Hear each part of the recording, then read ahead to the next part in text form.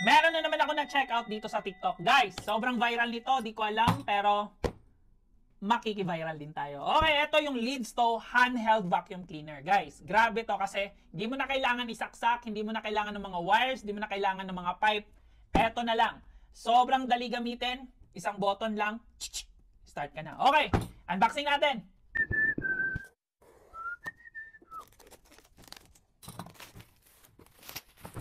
Merong double filter, merong 2 levels of vacuum, merong 1 button to pour ashes, large capacity battery, and high suction. Okay, ito yung kiniklaim nila.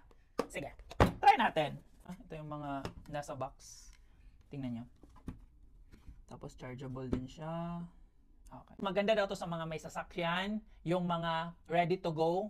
Kasi pwede mo siya dalhin kahit saan eh. Yung mga office. Kasi ito, pang maliitan lang. Nyo kung gaano kalakas. 1, 2.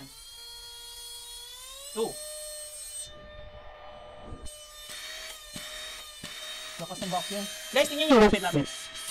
Ito yung double filter niya. Tingnan nyo.